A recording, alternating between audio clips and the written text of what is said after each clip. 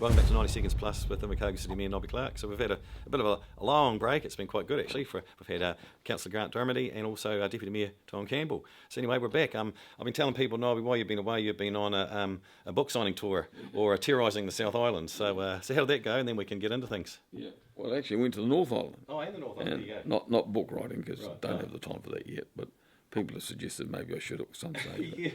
Yeah, no, just getting a bit of energy back in the system and coming back to the issues that we now face. Yeah. So the big issue again, obviously, it's always rates. But this year again, we've got sort of I don't know. It frustrates me, council. They never look at their own internally and go, well, we cut some cloth, because I mean, we can't afford. Was it possibly 14? They're talking 10-14% rate increases. I mean, where does it ever end? It's time that Michael, before they even started relocating, the chief executive actually looked at the organisation and said, well, do we need this many people? Yeah. I know it's hard, but hey, everyone's got to cut their cloth. Yeah. So take us away. So let's look at the big picture to start with. Yeah. So the big picture is government's cut its cloth, and it's not just cutting staffing. They've cut the money they give away too. So give out to communities. That's been seriously cut back as well. Any business in town will tell you that the current environment is they are struggling. Yeah. So they have to cut their cloth when that happens. And so when you look at what the cost of living is, it's fuel, it's power, electricity, it's food. Mm-hmm. Recent example is went to supermarket, one collie was $11. Wow, just madness. And rates. They're the four big ones. And the government has said to us they want us as councils to cap those rates, to get them right down. So, well, at least get it in with the cost of living or inflation. So when I look at those other three, you can do things to minimise the impact. So you can buy less groceries or be selective on what you buy. Fuel, you can top your car up and be careful where you run. You don't go for a trip up to Central because you can't afford it. Yep. And on the power, some people turn their power off.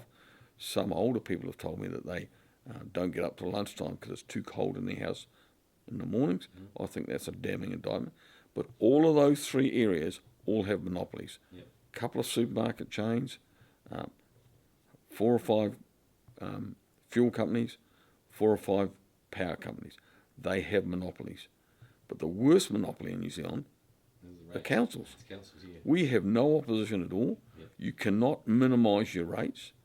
You have to pay them whether you like it or not. So for us to be saying that we want anywhere between 8, 9, 10 and 14%, I think it's outrageous. When inflation's sitting around, was it 2 or 3%? Well, inflation is 2.3 at the moment. Yep. That's the CPI. Consumer Price Index is 2.3. Forecast next year to be 2. Yep. So let's just say it's 2.3 at the moment. We have some costs in local government that are unique to local government. Mm-hmm. So if you factor that in, we've got what we call the local government index. That's saying between 3 and 4%. I've said to our local chief executive, I personally will not be responsible for anything above 3.9. Mm-hmm. So that is about a $5 or $6 million difference at best. Right. That means that the organisation will need to find savings of about $3.5 million a year. Mm-hmm. I think that's quite manageable. Other people have said it's not. And the thing that annoys me the most is a lot of the discussions we're having in public excluded, behind closed doors. The last meeting, Councillor Pottenger quite rightly raised the issue about why are we behind closed doors on this. Yep. Oh, it's because it's commercially sensitive. That was a load of rubbish. It wasn't that. It was because it might affect staff. Yep. And so we need to cut our cloth like everybody else. We don't have an ability to keep pushing the prices up. Mm. The downside of rates is they compound. So you push up 10% this year and you push up 10% next year, you've got 20%. The prices in the other sectors, the fuel goes up and down, power's pretty stable, food goes up and down, so that $11 cauliflower will be $2 or $3 6 months from now, and then it'll go back up again. Yeah. So you can pick and choose, but you can't pick and choose with rates. No. So one of the things I have to stress to ratepayers this year, I'm fed up with people who say to me, it's no good saying anything to council, they don't listen. Well, we actually do listen, but we don't always agree. Yeah. We have pressure on us from the organisation. So what's the role of a councillor?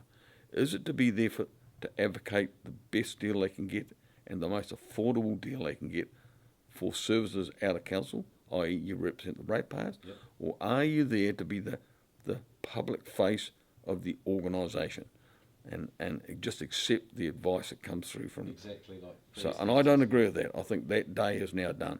So I think we should just be saying to our council, you're only getting 3.9% this year, which is affordable for our community because it's in line with what the cost of living is, and you're getting no more. And if you need more, you need to find it.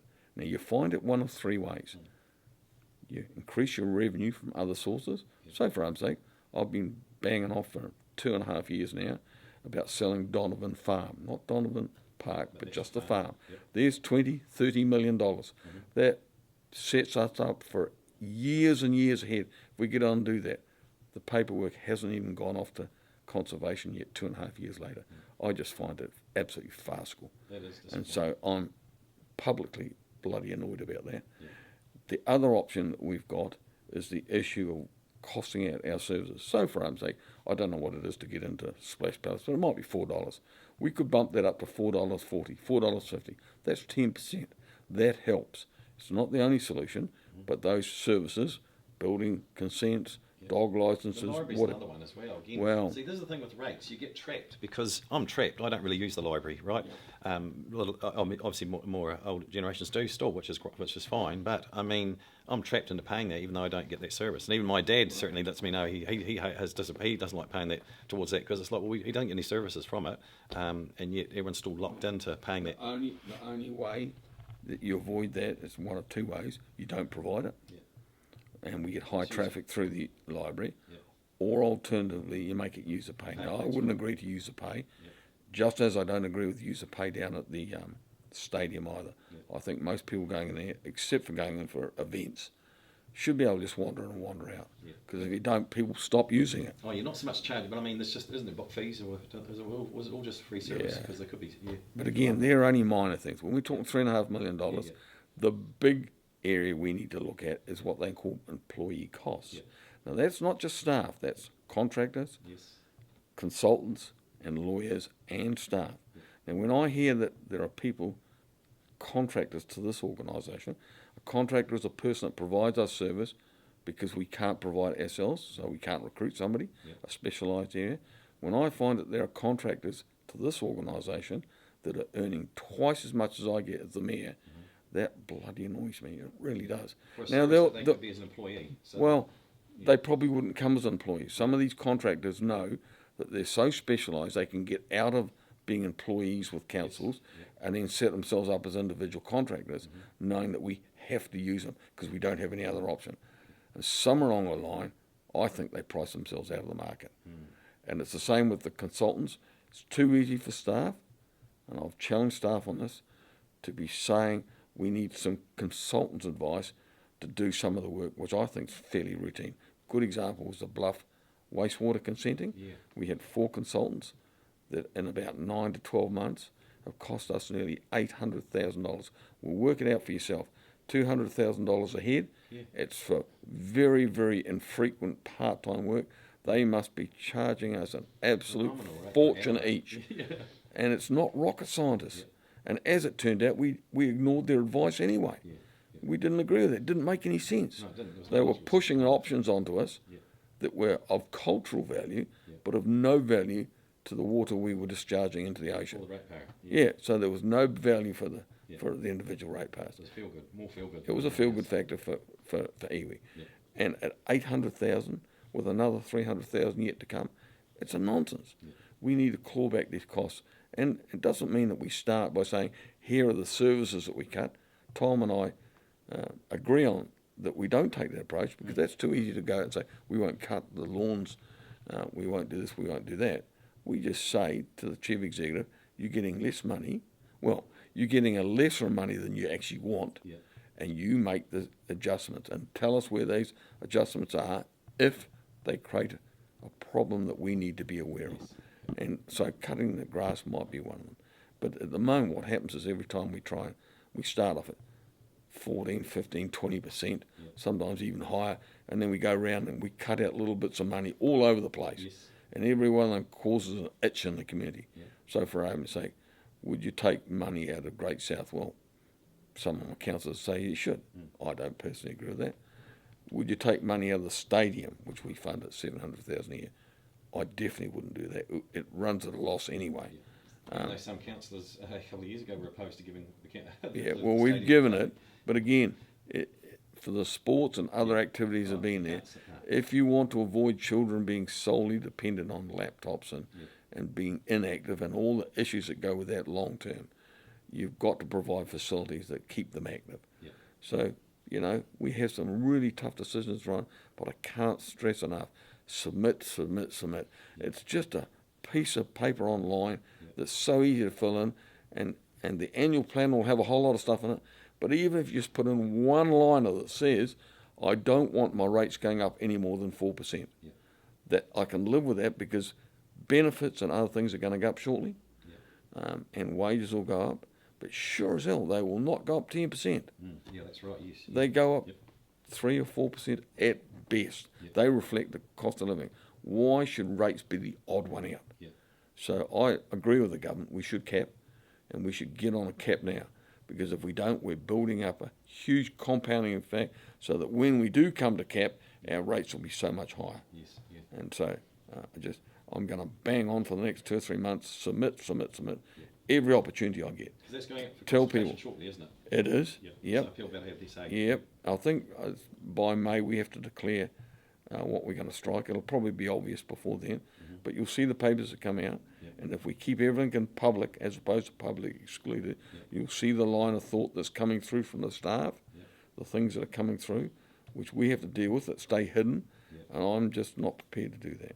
So for argument's sake, we've got a paper up tomorrow that's in public excluded about a possible art gallery. Now, while I was very committed to that, things have changed economically, and we just need to rethink what we do for art. Ideally, we'd love to have an art gallery. It would be great, just like we've got a museum. We did separate the two away. But in today's economic environment, we just can't afford it till we get on top of our costs.